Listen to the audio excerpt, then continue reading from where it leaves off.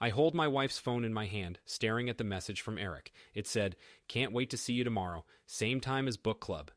The quotation marks around book club said everything. In that moment, I realized that my wife had been cheating on me. For how long, I couldn't say. But all of a sudden, everything made sense.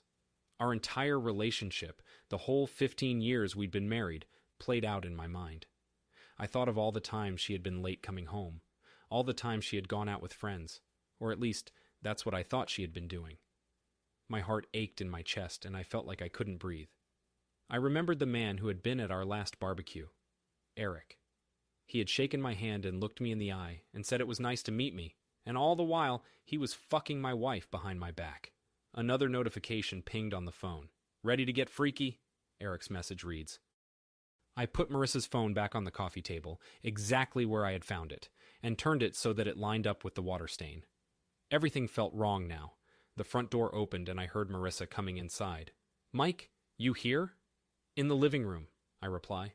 I'm almost shocked that my voice doesn't sound weird. She stands in the door, looking as if she just did her makeup. She probably did, in the car. "Why are you in the dark?" she asks, turning on the light. "No reason." The light turned on, and I looked her in the face. There was no hint of guilt, no hesitation as she kissed my cheek. "How was your day?" she says, sitting down on the couch. "Interesting," I say, trying the word on for size. "How was yours?" "Oh, same as always. Clients." She picks up her phone, and I can see the way she holds it that she's a bit on edge. "Book club tomorrow night. We're reading that thriller I mentioned." I nodded. "The one about betrayal?" She didn't pick up on my tone.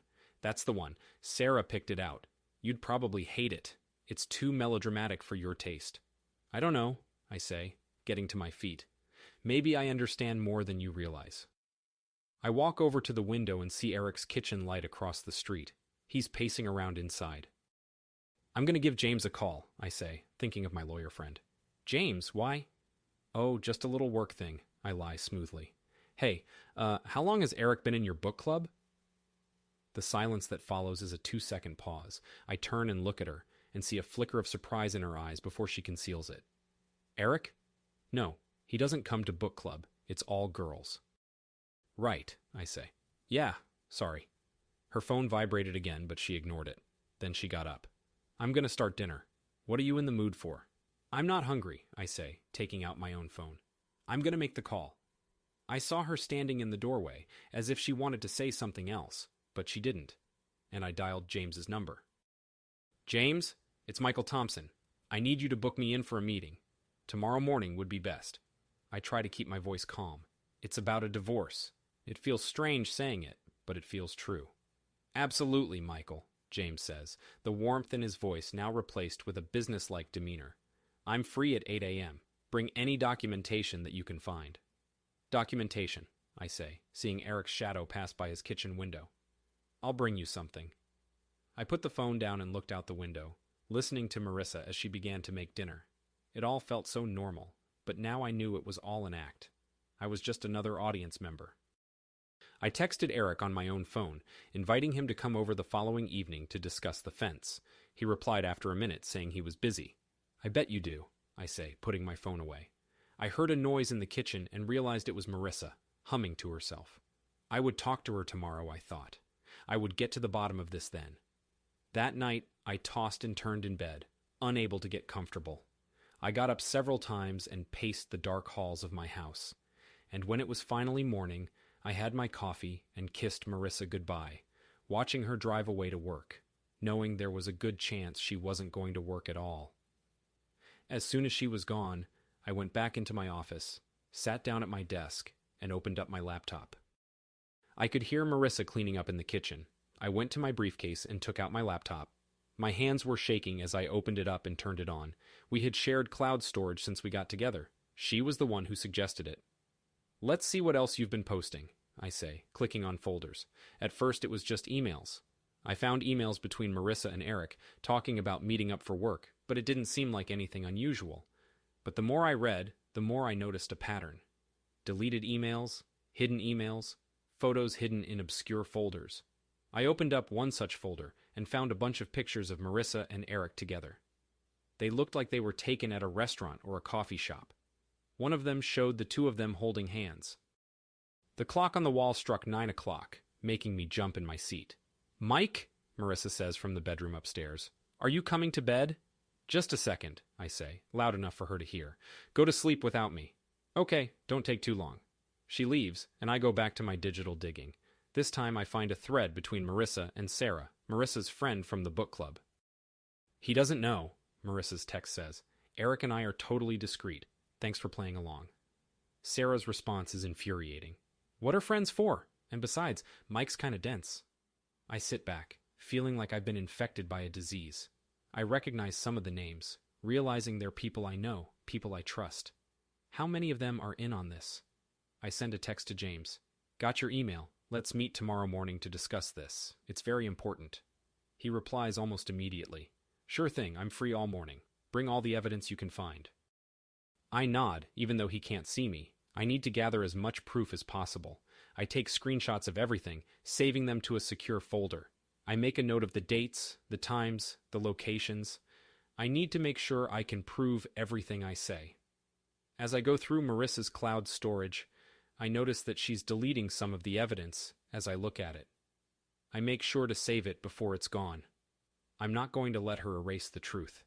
The sound of running water upstairs tells me that Marissa is taking a shower. I glance at a photo of her with Eric taken at a bar, her hand on his knee. They're laughing, looking happy. I get another text, this time from Eric. "I might be able to meet tomorrow after all. What's a good time for you?" 7:30? I respond, as that's the time he's supposed to be leaving to go see Marissa. "Sure, your place or mine?" I felt sick hearing him speak so casually about it. "I'll come to your place. We need to talk."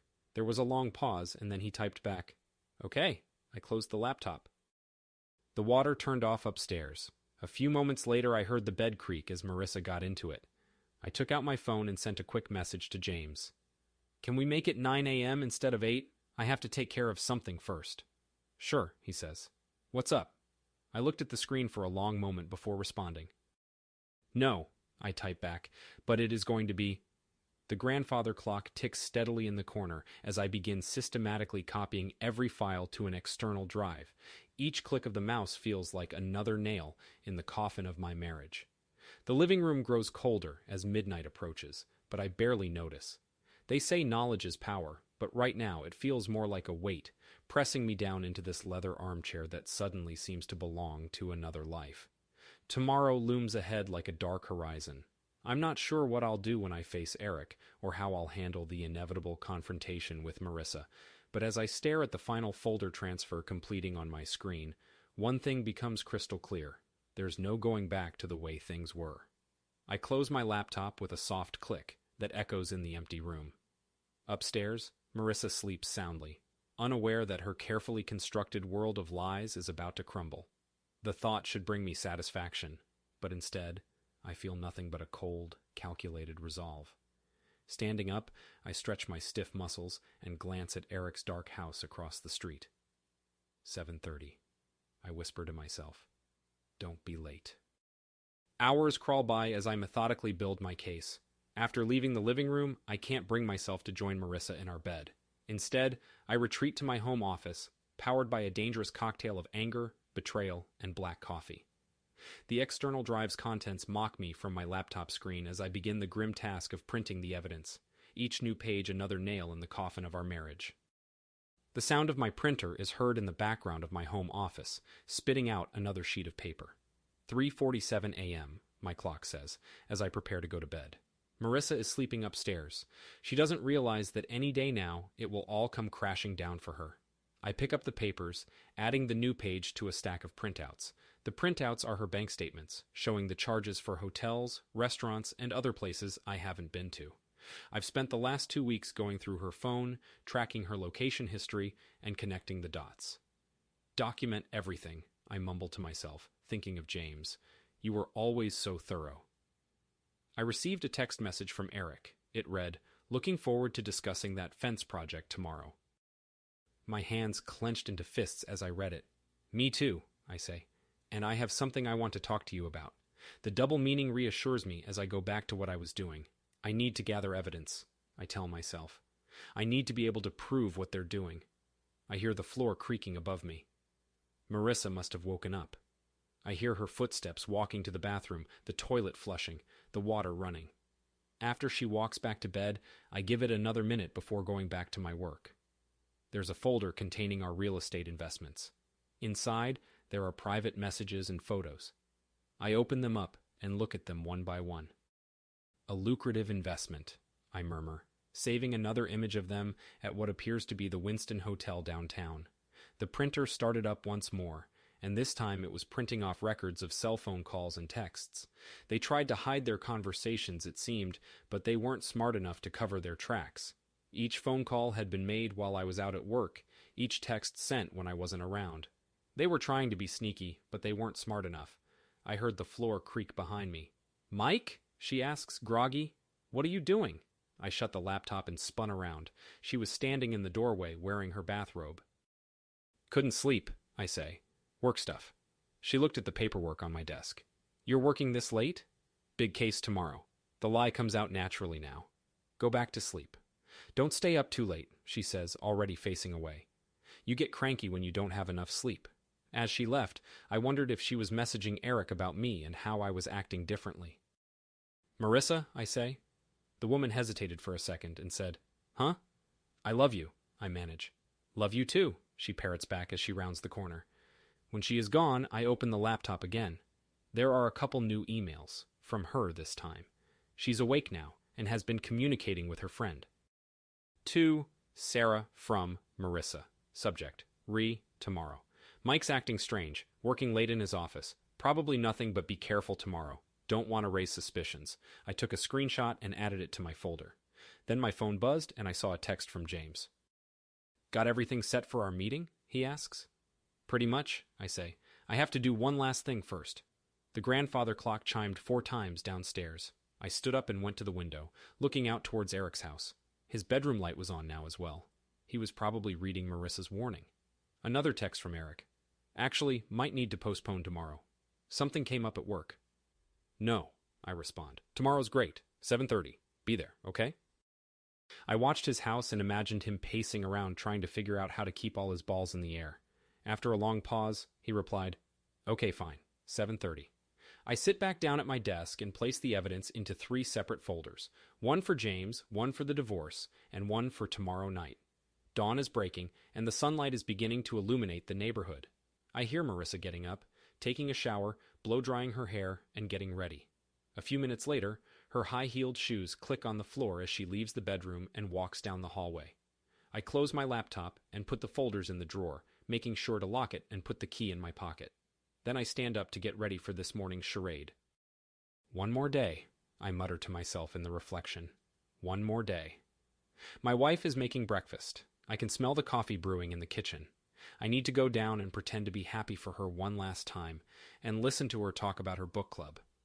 Knowing what I know, it's going to be difficult to sit across from her at the table this morning, but I'll manage. I button up my shirt and put on my tie, then go downstairs to join her. 7:30 couldn't come soon enough. The past few weeks went by in a blur. I had a lot of work to do, both at the office and at home, preparing for what was to come. My collection of evidence grew larger with each passing day, and now, 3 weeks later, I'm at another neighborhood barbecue. The next day at breakfast, I told my first lie. "Good coffee this morning," I say to Marissa as she sets up for another day of lies. "You're welcome, sweetie. You seem pretty chipper for someone with insomnia." I took a sip of my drink. You never know when inspiration will strike. That had been 3 weeks ago, and here I was again, standing in the Andersons' backyard, drinking a beer at their annual fall barbecue. Eric was here too, of course. He was flipping burgers a few feet away. I caught his gaze, and he nodded at me with a smile. "Mike, man, you gotta try these burgers." I moved to the other side of the yard, noticing how Marissa was trying to keep Sarah occupied with a discussion about something, maybe about tomorrow's book club meeting. "Looking good, Eric," I tell him, taking a plate. "Nice little setup you have here." "Only the best for our neighbors," he smiles, flipping a burger. "How's that work project going? The one you said you were up late for?" I caught that little hint of suspicion. "Oh, you know how it is," I say, looking him in the eyes.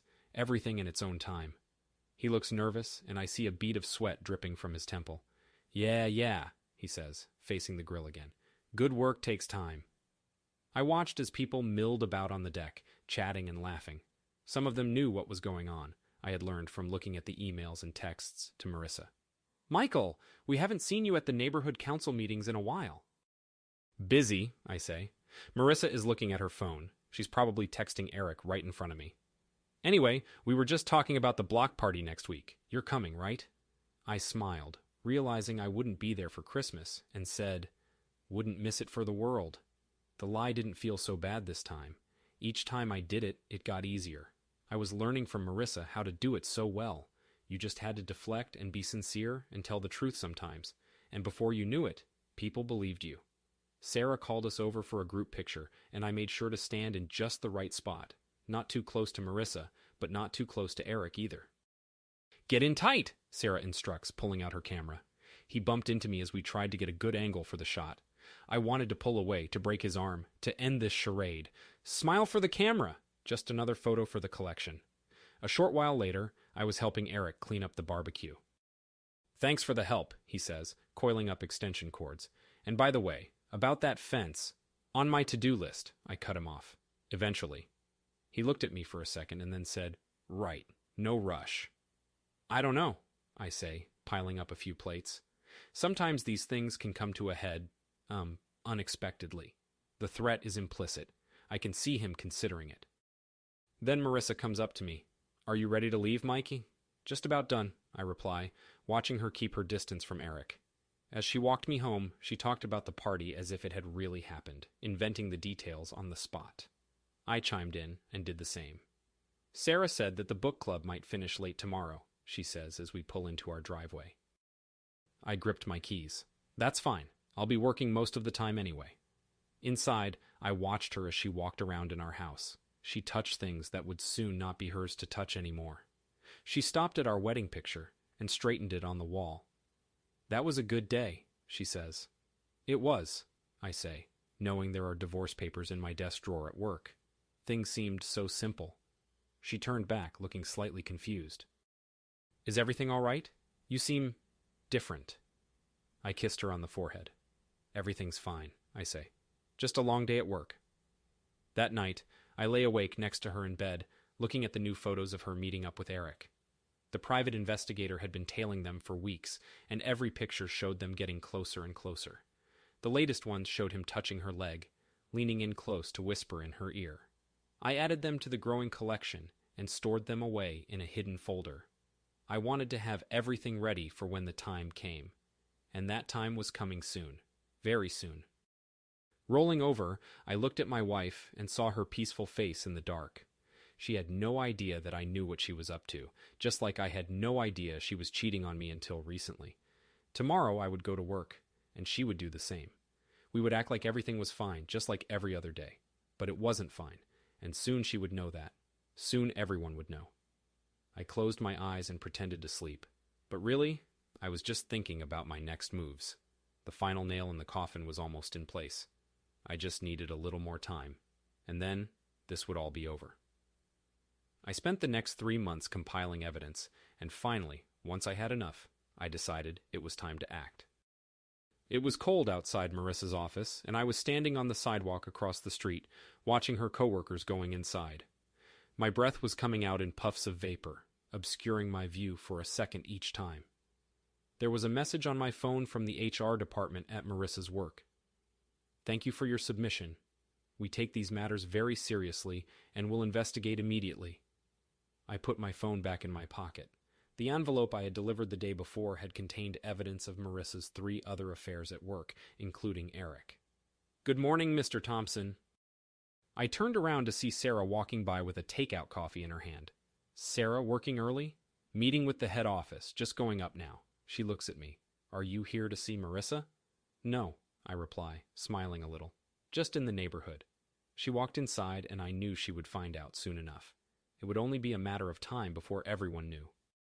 I got another text message, this one from Marissa.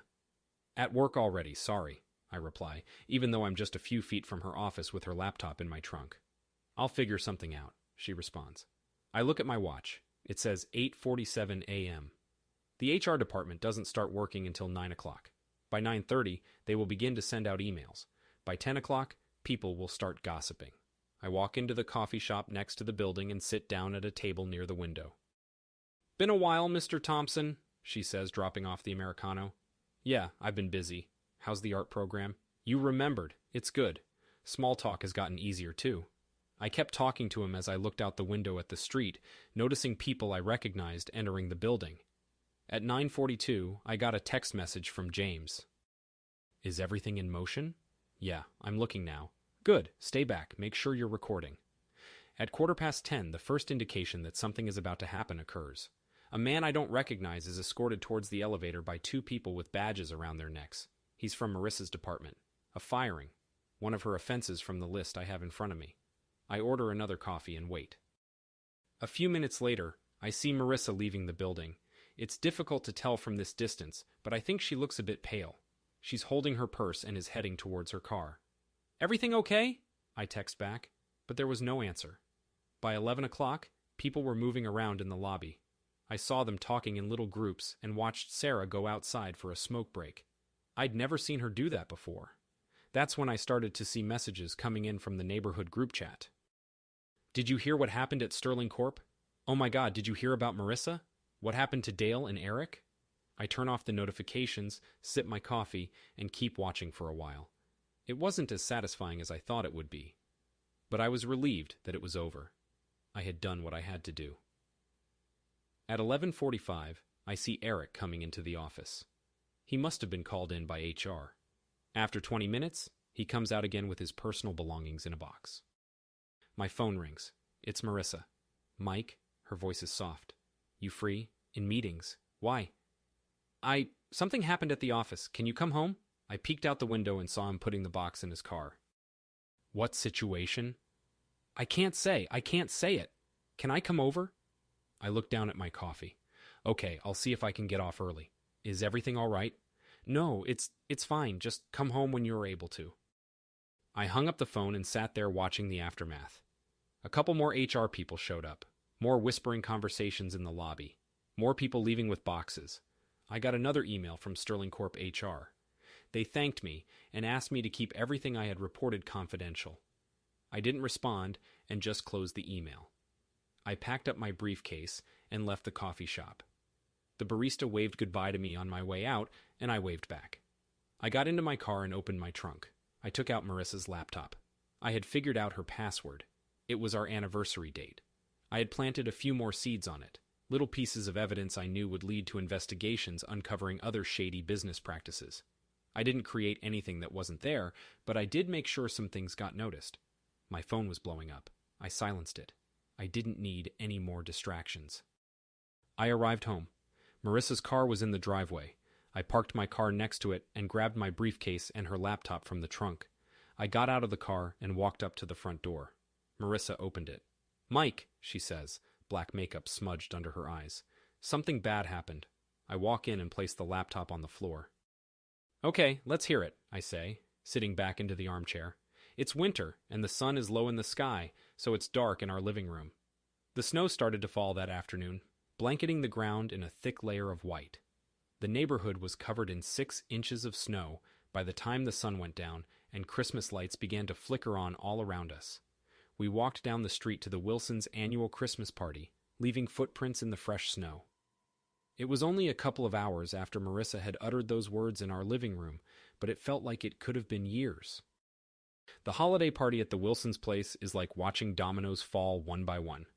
I stay back and let the events play out, holding my wine glass and pretending to drink. Sarah goes up to talk to Marissa, then remembers a phone call she has to make. Mrs. Peterson avoids my wife like the plague, whispering behind her hand to other guests.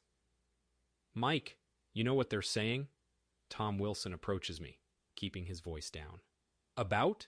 I ask, maintaining my generic expression of curiosity. "Sterling Corp. They say there were more people in on it." I watched as Marissa tried to join a group of women who quickly scattered like a flock of birds. Really? That's fascinating. There's talk about it being a long-running thing, across various departments. Tom moves in, gaining confidence from the booze. "Heard someone mention your wife." I took a sip of wine and held the glass in my hand, thinking about what he'd just said. People say a lot of things, Tom. I looked over at Marissa, who was smiling at me from across the room. Her red Christmas dress looked too big on her, like she had lost a few pounds and it didn't fit quite right anymore. "Mike," she says way too cheerfully, "Carol wants to show us her photos from Hawaii." "Yeah, just a sec," I say, noticing Carol shift her gaze to her phone. Tom looks uncomfortable. "I better go check on the appetizers," he says. The party continues going downhill. People stop talking to Marissa and take out their phones. "Eric's selling his place, huh?" Barbara Jenkins appears by my side with a glass of wine that's about to spill over. "Is he?" "After what happened at Sterling." Poor guy. He was always so nice. I made a non-committal sound as Marissa headed off toward the powder room. "But, between you and me," Barbara adds, "Sarah told me that Angela in HR said—" "Sorry," I interrupt her as politely as possible. "I'm getting another drink." I go into the kitchen to get away from everyone for a minute. I pour myself another glass of wine and listen to the conversation in the next room. "Mike," I hear Marissa say nervously behind me, "can we leave? I don't feel good." I looked at her, noticing her makeup was a bit smudged. "Yeah, I'll grab our jackets." We said our goodbyes and got back into the car. I noticed the whispers continued for a while as we drove off, and Marissa looked shaken. "They're talking about me," she finally says. "People talk about a lot of things." "No, they know. Someone told them." She looks at me. "Somebody told them." I continued to look straight ahead at the road. What rumors? About Eric, about work, things that no one should know. Streetlights zipped by, casting dappled shadows on her terrified expression. "Maybe they know for a reason," I say softly. She doesn't say anything, but I can tell she's trying to figure out what's happening to her. When we get back to the house, she goes upstairs. I sit down in the living room and take out my phone. I look at the next anonymous message that is set to be posted to the neighborhood Facebook group tomorrow morning. "Hey, wasn't it weird how they canceled the Sterling Corp Christmas party?" it would ask, prompting yet another round of gossip and murmuring. I could hear Marissa crying in the bathroom upstairs. The clock continued to tick. My phone buzzed and I saw a text from James asking if everything was on track. "You're just in time," I say. "The social distancing is in full effect." I make myself a real drink and sit down in the armchair. Tomorrow it's time for the next revelation, then the next. And at the neighborhood council meeting this weekend, there will be a few surprises for everyone when they find out what Marissa has really been doing on her business trips. I hear the bathroom door open upstairs, some rustling in the bedroom, then footsteps down the stairs. Marissa. Her face is washed clean. She looks at me. "Mike?" She is trembling. I think I might need to tell you something." I took a sip of my whiskey. "What's wrong?" She comes into the room and sits down on the couch, though she only barely sits on the edge of it. "I did something bad," she says, fidgeting with her wedding ring. "Something really bad." I take a sip, waiting for her to say what I've already written down in the confession. The clock strikes midnight, marking a new day in the slow, methodical ruination of Marissa Thompson's life. 3 days go by. They pass in silence and awkward conversations over dinner. When the first storm of the season approaches, I drive downtown with the videotape in my briefcase. As a snowstorm rages outside his office window, I place the proof of my failed marriage on his desk. "Very detailed," James remarks, picking up a pile of photos. "Looks like you got everything," he says, squinting at a picture of Marissa and Eric standing outside the Winston Hotel. 15 years of marriage, you know," I respond, trying to hide the shaking in my hands. The radiator in the corner of the room hissed and clanged. It was February and very cold outside. "These are the emails?" "With metadata, deleted messages, hidden folders." He nodded and began to read. I could see his eyes going wide as he read through certain parts of it. "You're seeing the timestamps, right?" he asks, hesitantly. "From our anniversary dinner. From the trip to Cabo." He takes off his glasses and cleans them with a handkerchief. "Michael, what is your endgame here?" A car honks on the street. "Justice," I say at last. "Pure, unbridled justice. There's justice, and then there's—" He waves his hand at the mountain of evidence. "This. Overkill? For a divorce? Definitely no. For any chance of an amicable split? Definitely yes." I sat back in my chair. "I'm not looking for peace. I can see that. The pictures would have been enough for an at-fault divorce. You want something else, something more. You want to punish him. She has to pay for what she did. What about Eric? The rest of them?" "Collateral," I reply. I think of Eric at the Christmas party. his forced smile, his fake friendliness. He set the folders down in different piles, sorting through them. The Sterling Corp angle is especially harsh. Normally, you don't see threats to ruin someone's career as part of a divorce case. Where it all started, he stops and looks up from the folder. There's more? Yes, there is, I said, pulling out another folder from my briefcase. These are financial records, wire transfers, things the IRS might be interested in. Michael, he says my name in a cautionary way. Yes, all of it's real, I tell him. I just drew lines between the dots. James looked through the new pages. He appeared worried. This isn't just about divorce, he says at last. This is justice, I say again. He took off his glasses and rubbed his nose. What if she tried to get back at you? What if she retaliated? I chuckled. With what? I made sure I didn't leave her with anything. Desperation can fuel ingenuity. I looked him in the eyes, trying to convey my seriousness. I know you have a reputation for dealing with these sorts of things. He studied my face for a few moments, then started to fill out some forms. We'll submit it first thing on Monday, he says. The first hearing should be set within a month.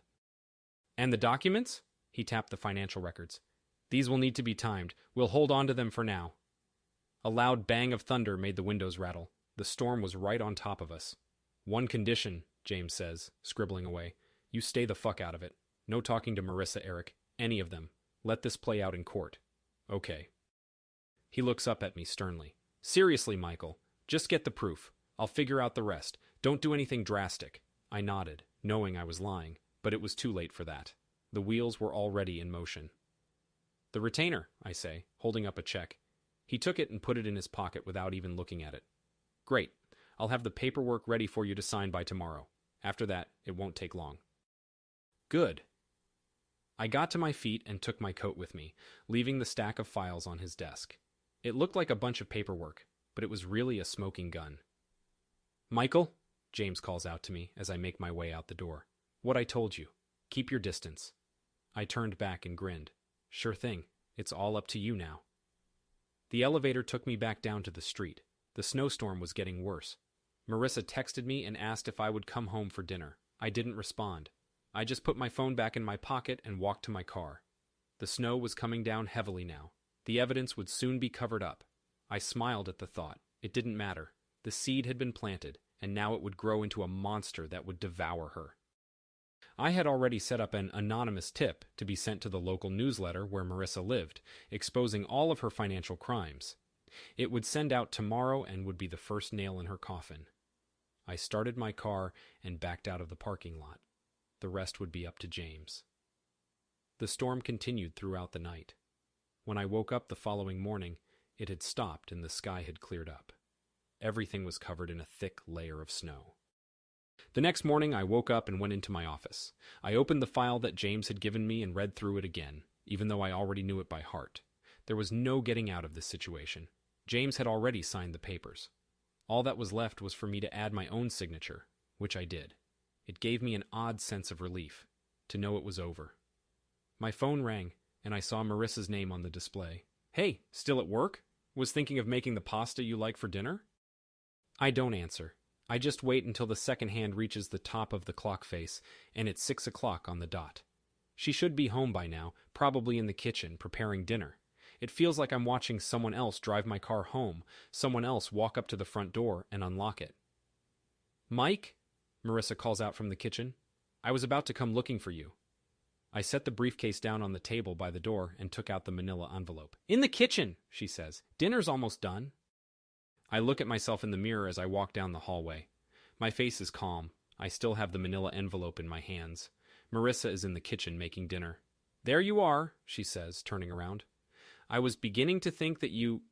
She stopped talking as soon as she saw the look on my face and the envelope in my hand. I want to talk to you, I say.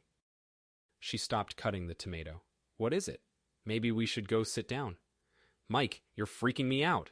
I brought it over to the dining room table and set it down. She came over and stood across from me. What is this? She asks, but from the look on her face, I think she already knows. Why don't you take a look? She opened the envelope and unfolded the piece of paper inside. As she read the first few lines, her face went from confused to scared.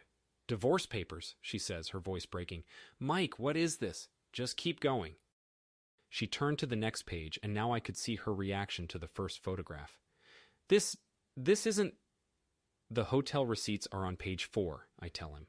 The email conversations are on page 6. The text messages start on page 9. Her hands tremble as she turns the pages. What are you... Page 15, I say. That's where Eric's testimony starts. She looked up at me. Eric's what? His affidavit. It's pretty comprehensive. He was very forthcoming after the investigation from Sterling Corp kicked off.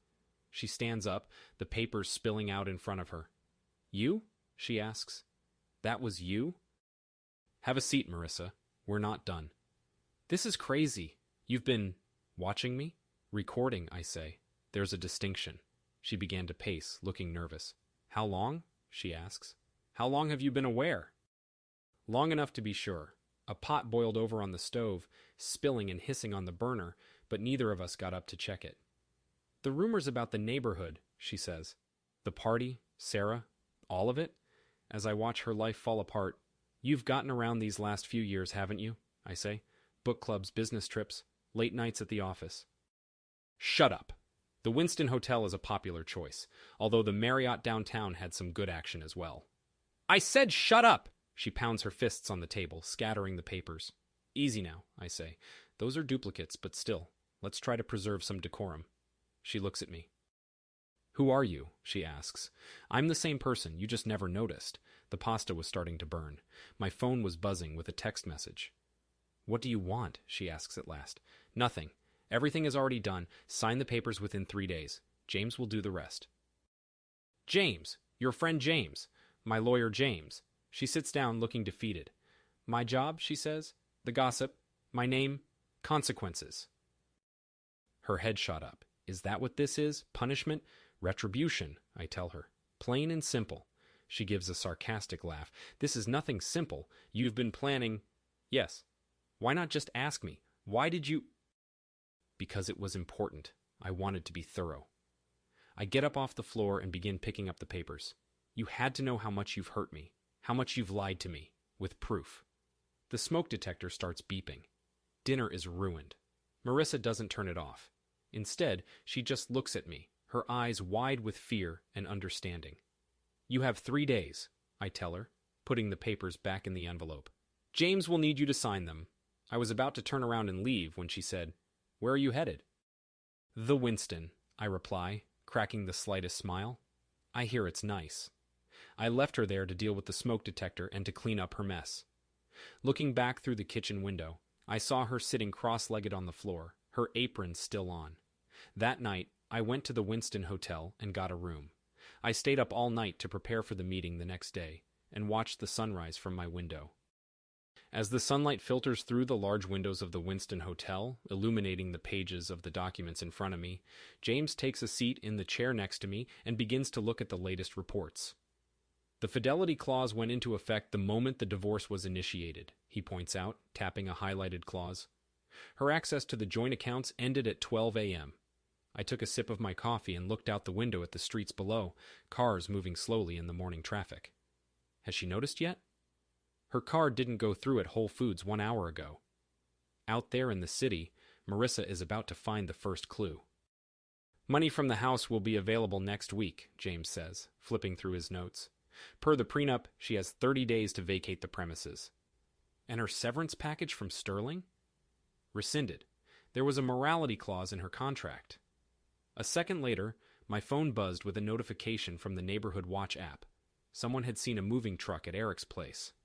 Anyway, James says, seeing my eyes on the phone. The realtor, Eric, he called to say he's accepting your offer on the house. Under asking? Way under. Seems like he's eager to get out of there. I recall how he looked at the last neighborhood meeting, and I smile. Did Marissa call you? James asks. He's trying to sound casual.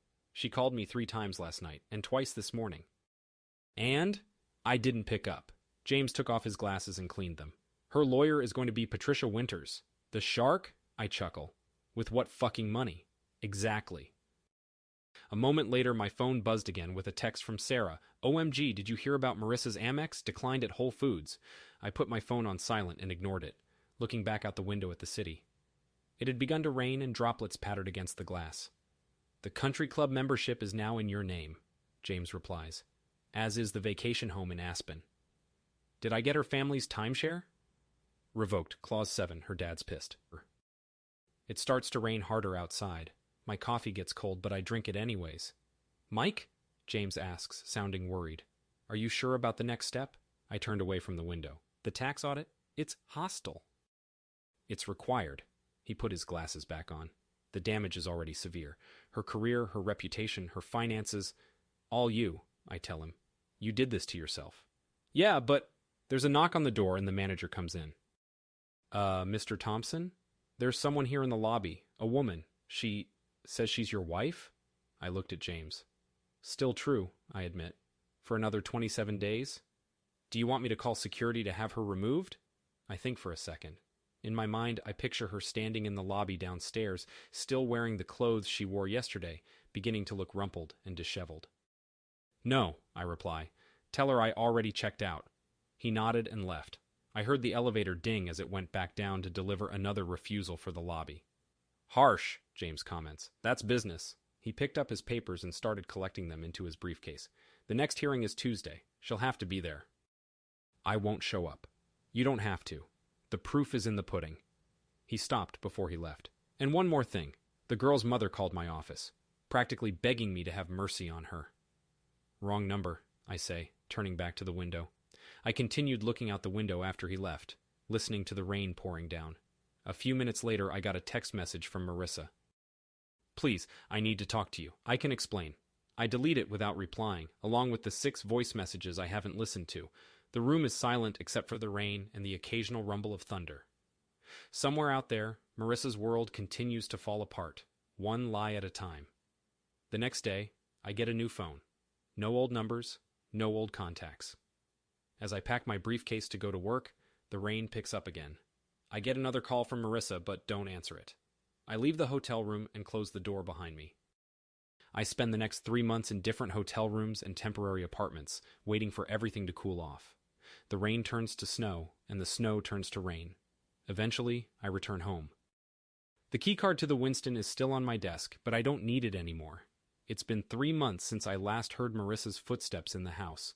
Since then, things have changed. I removed the curtains from the windows, rearranged the furniture, and did some other small things to make it feel fresh and new again. My phone vibrated. James texted. He said the paperwork is finalized. It's official. I put my phone down without answering her. I'm making coffee in the kitchen on a timer set for 1 person now. The doorbell rings. It's Sarah, holding a casserole dish in her hands. Mike, the whole community wanted to... I'm not eating your casserole, Sarah. She looked uncomfortable. We just wanted to show our support. Like you supported Marissa's falsehood? She hesitates and the plate wobbles. That's not fair, right? They printed out our texts at page 37 of the evidence file. You were very supportive. Her face goes pale. I didn't mean... See ya, Sarah. I shut the door on her excuses and went back to my coffee, watching her from the window as she retreated across the street. No doubt she would be messaging the neighborhood group chat soon enough. Do you need anything? I reply, no, it's peaceful. And it is. No more awkward conversations, no more hiding the truth, just peace and quiet. I bring my coffee to the home office, or just the office, as I like to call it now, since I redecorated it. The photo of me and my wife on our wedding day has been replaced with a black and white picture of a city. The desk only has my things on it. As I sit down, the printer begins to print my reports. My business is picking up again. I've been able to focus on it more now that I don't have to worry about documenting and planning everything. I look out the window. A young couple bought Eric's house. They have a daughter. A swing set stands in the backyard. My phone rings. I don't recognize the number. It's probably Marissa's mother. I block her number too. Then the doorbell rings again. Not buying any casseroles, I say. It's James. I open the door, and instead of a casserole, he was holding a bottle of scotch. Seemed like this called for an official goodbye, he says, entering. We sat down in my office, sipping scotch from the glasses I'd bought to replace the ones Marissa had picked out. How is she? I ask, just for the hell of it.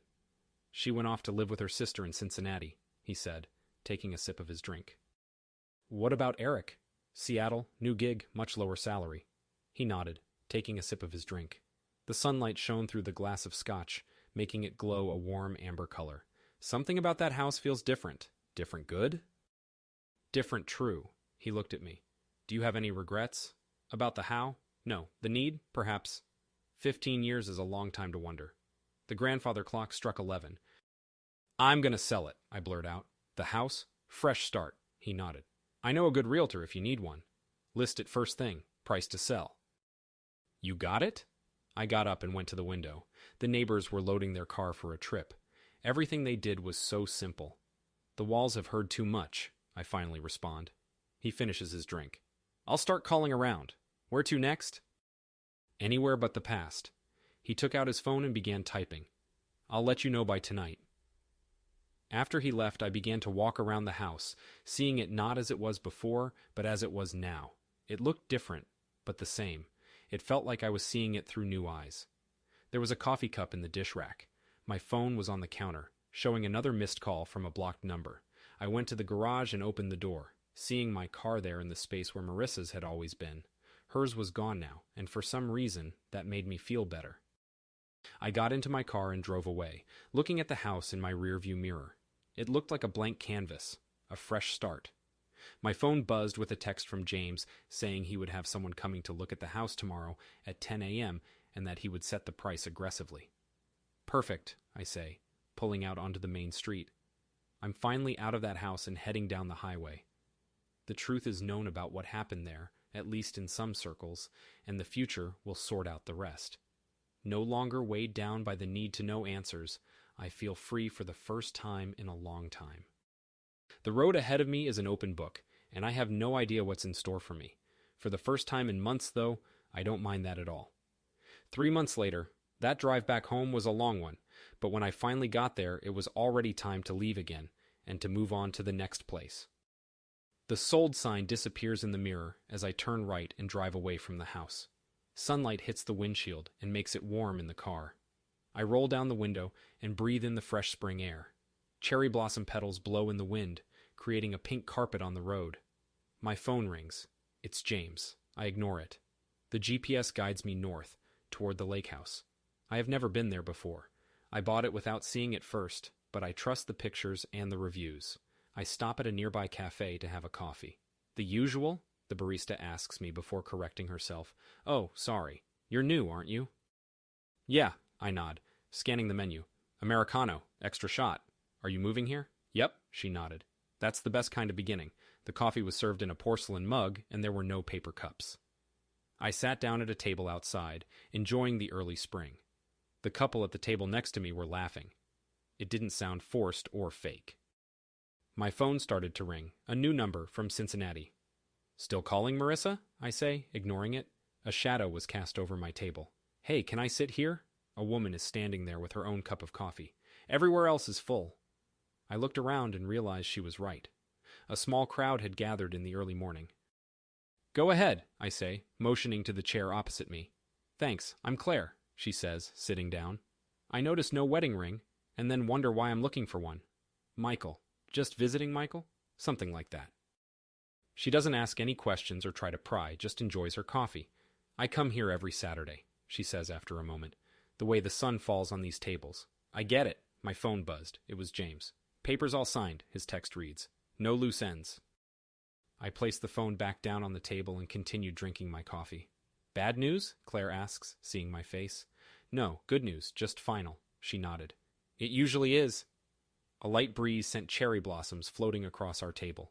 One of them landed in Claire's cup of coffee. Just a little bit of nature, she chuckles, pulling it out. I laugh along with him, this time not faking it. I should get going, I tell her, glancing at the clock. I have a long drive.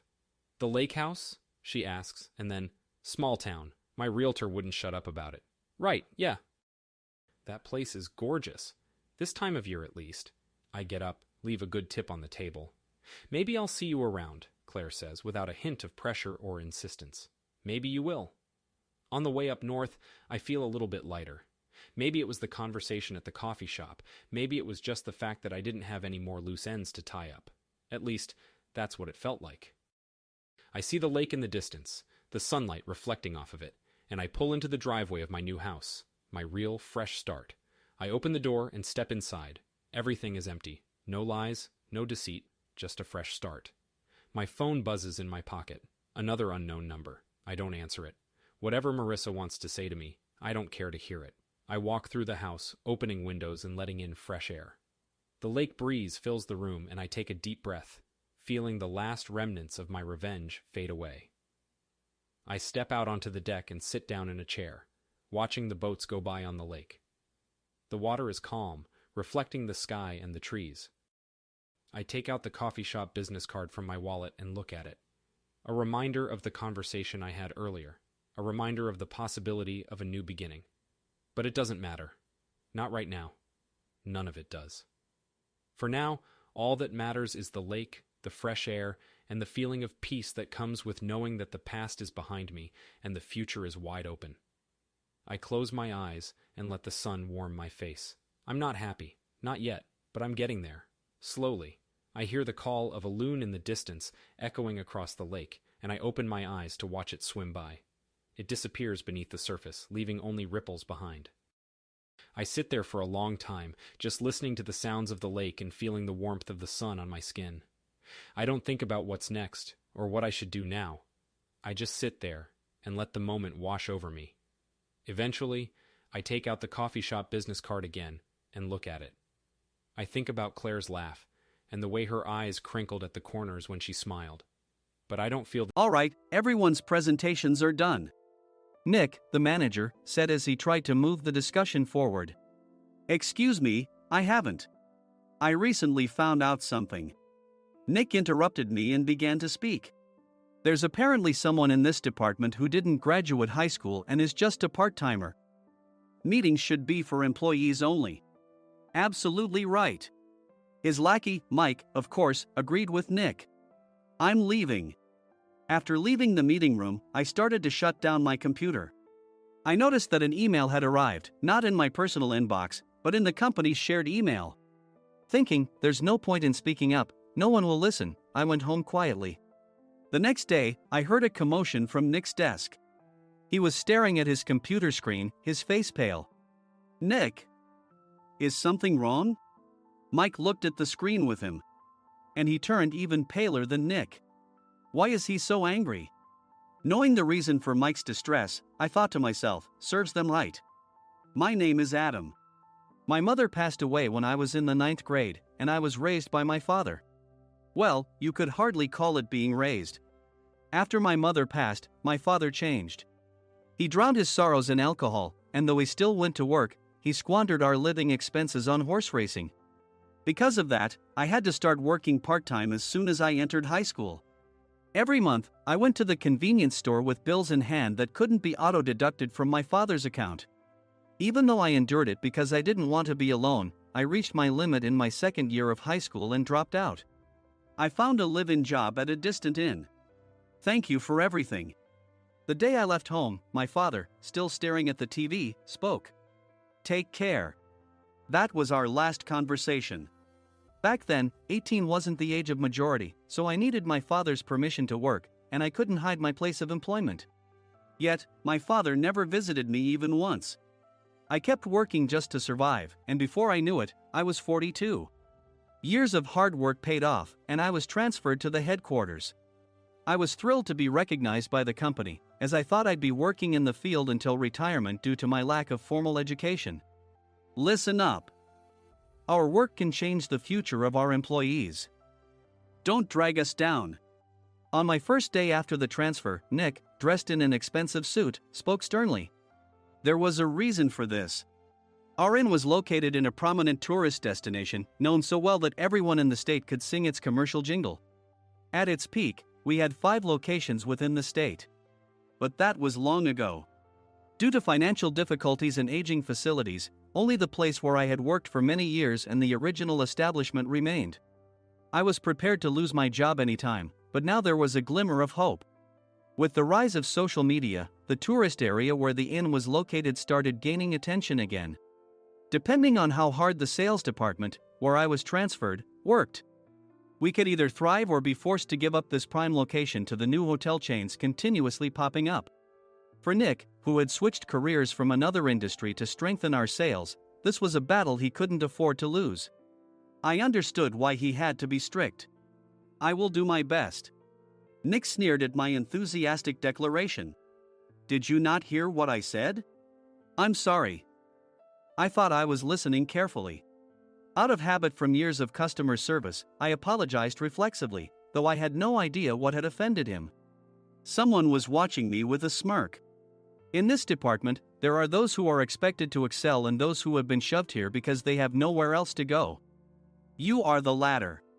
It was Mike, the section chief. He's 7 years younger, at 35. But he was called to headquarters much earlier than I was and had been moving around within the headquarters ever since. I'm not jealous, but I can't accept that he's my boss. Graduating from a prestigious university, he has an unusually high pride and caused many problems as a newbie, making things very difficult for me when I was the front desk leader. When I found out Mike was transferred to the sales department a month before me, I was disheartened. Mike is right. With just a middle school diploma, there's not much you can do. Don't even think about achieving results. As if I didn't exist, Nick remarked, I'm thirsty. Mike eagerly ran to the coffee maker. It seems Mike is Nick's lackey. I regretted being happy about my transfer to headquarters, wishing I had stayed on site forever. Send a direct mail to every company on this list by the end of the day. Nick only assigned me tasks that even a new graduate could handle. What? There are over 1,000 companies. You want me to send to all of them by today? Yes, if you and your fellow misfits split the work, even those with nowhere else to go should finish by today. I glanced at the employees typing away expressionlessly. They were worn out from customer service, only thinking about leaving on time, or were women reassigned after having children, with zero motivation for work. Even Sam, a new graduate from the same university as Mike, who was supposed to be among the expected achievers, had no enthusiasm for the job, having joined the company wanting to do customer service. I don't care what they say, I plan to quit anytime, he said. Only Nick and Mike were highly motivated, making all the decisions between the two of them. I originally only wanted to work at the inn to survive and had no particular attachment to this job. I swallowed my words, thinking I had no right to reprimand them. About a month after the transfer, Nick told us with a frustrated look.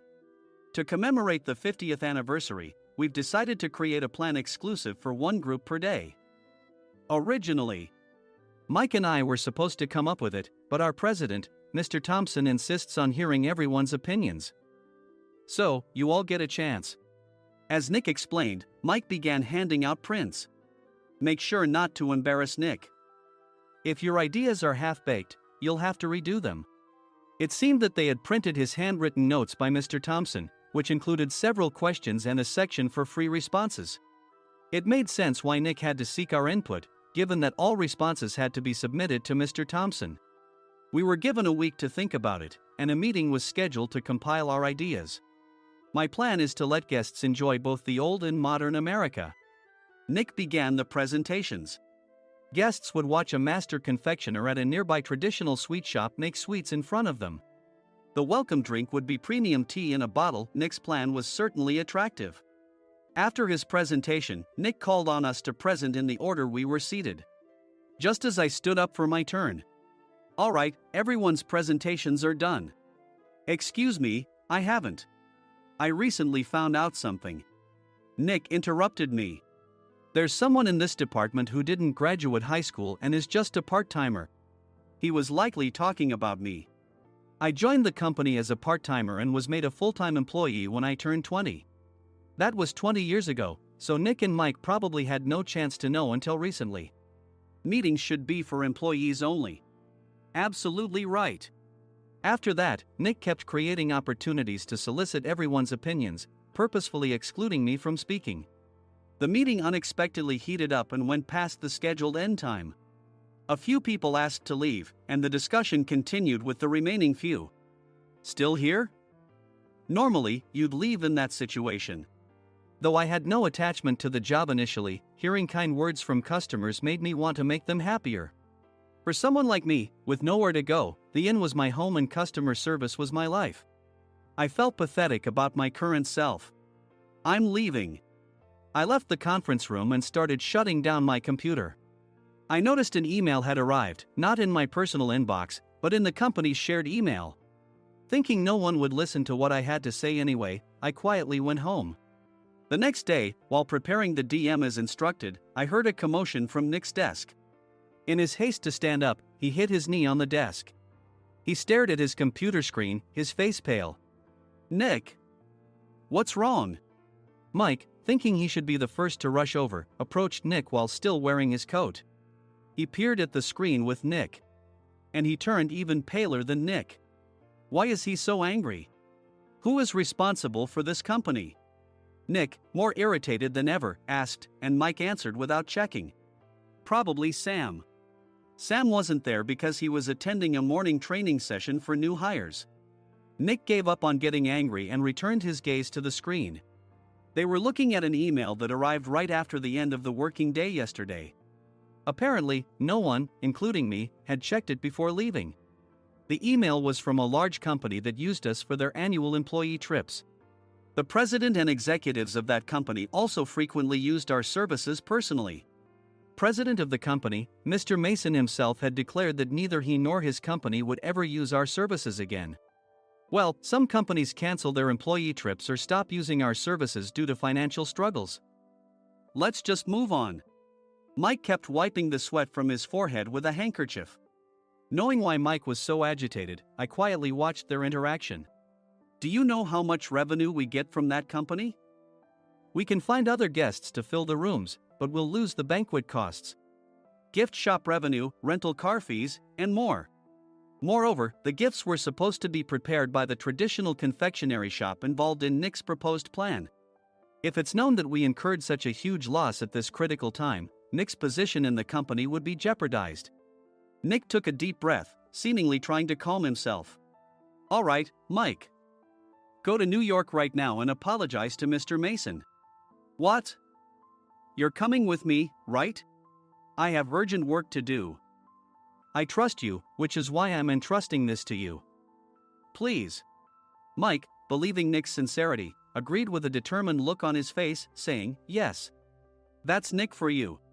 Even if Mike went to apologize, Nick would shift all the blame onto him if the client didn't change their mind. Well, it was Mike's fault to begin with, so it served him right.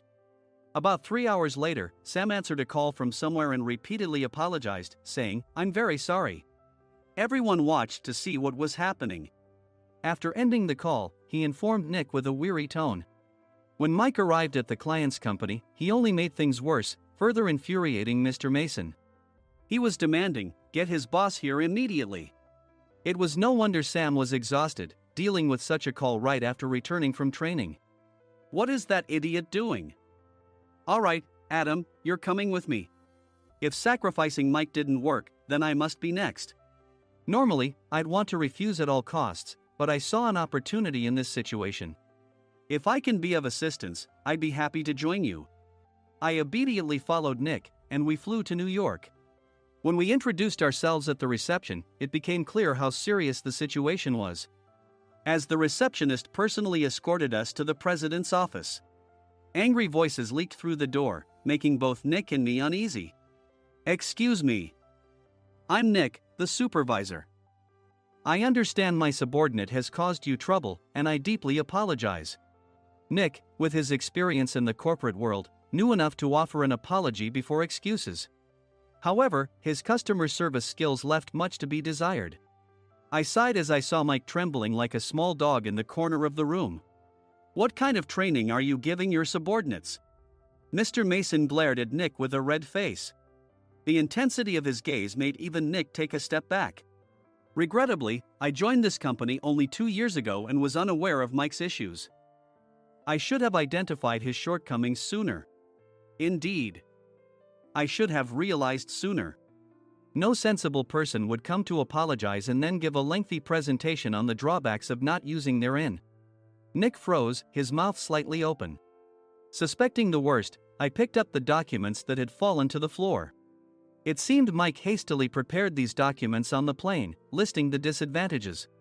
Disadvantage 1: if you change the venue for the company trip, employees might suspect it's for cost-cutting reasons, leading to a negative impression. Reading it aloud half-jokingly, Nick snatched the papers from my hand and checked the contents with a furious expression. Among the stack of documents was a receipt from a nearby convenience store's copy machine. I felt a pang of dread, hoping he hadn't shown the receipt as well. What do you think he said when I asked what kind of nerve he had to do this? I'm very sorry. Faced with the dire situation, Nick must have thought there was nothing left to do but apologize. In a voice smaller than I'd ever heard from him, he uttered words of apology. He said, "I'm a Harvard graduate. I don't believe I said anything wrong." Mike, what have you done? Forgetting his plan to pin the blame on Mike, Nick yelled loudly, even in front of Mr. Mason. "I didn't do anything wrong." "You're still saying that? Look at him." Mike pointed at me with a shaking hand. "I was assigned to headquarters in my 20s and now I'm a section chief. This guy only made it to headquarters at 42. Everything I've done proves I was right. So why are we losing the contract?" Having said his piece, Mike collapsed to the floor. "Of course. You were sent there because you had nowhere else to go."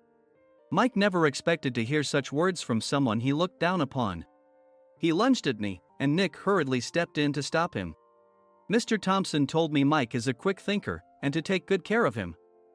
There's no way he was pushed aside. "Don't make things worse here." "He didn't say quick thinker, he said only quick-witted, didn't he?" I don't remember that part."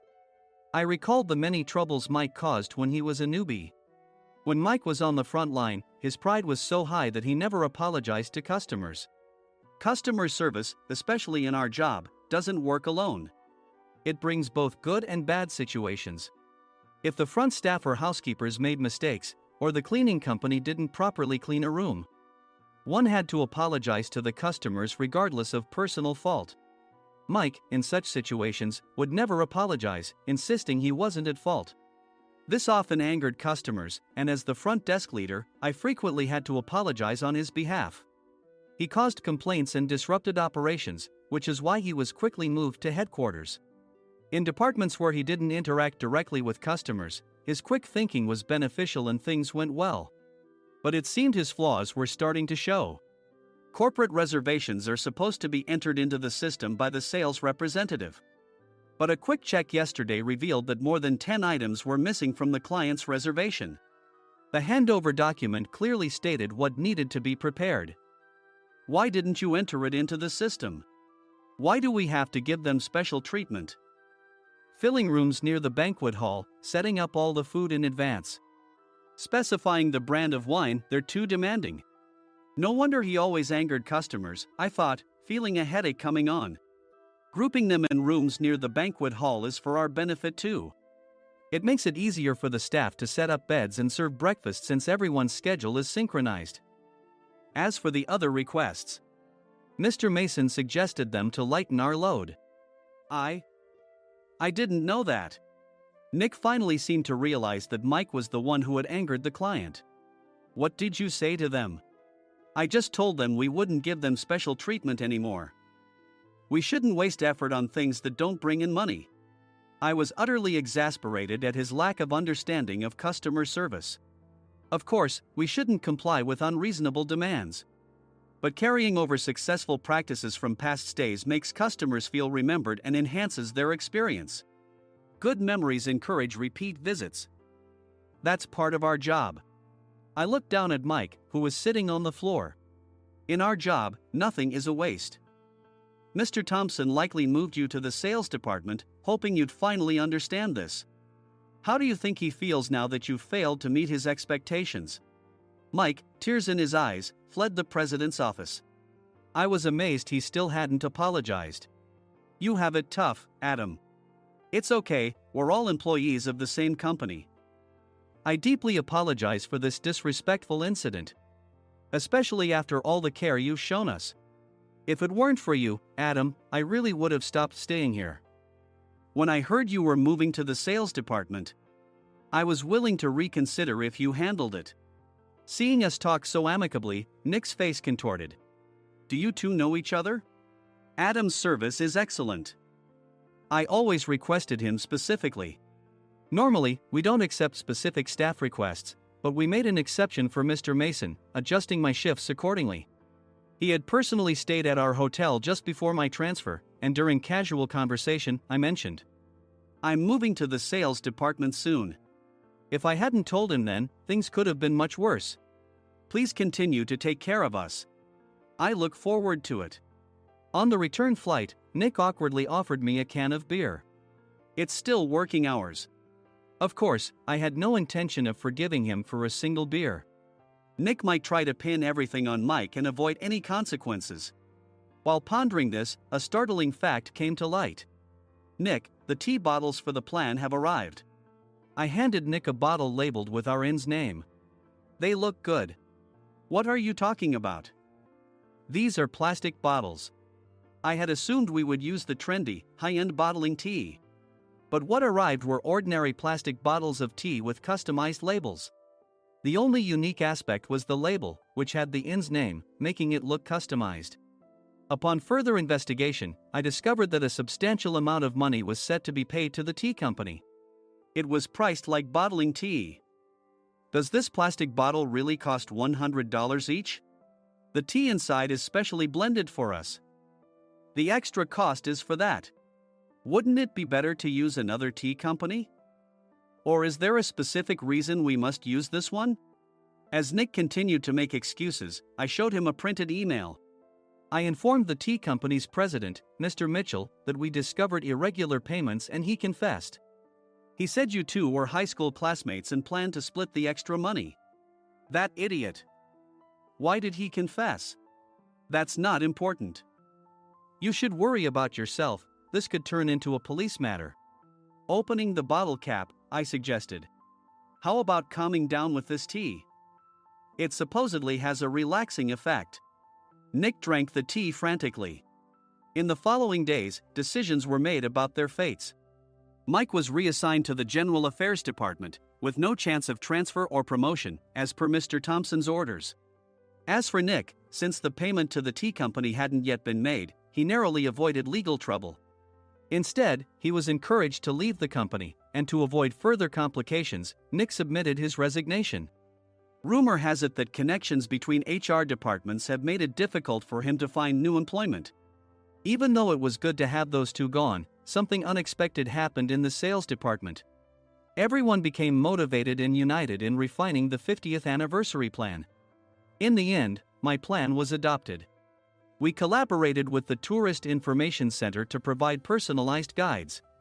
The plan, tailored to the number of guests, was truly special for the 50th anniversary. Hey, is Adam's family coming to stay? I immediately booked that special plan for my family.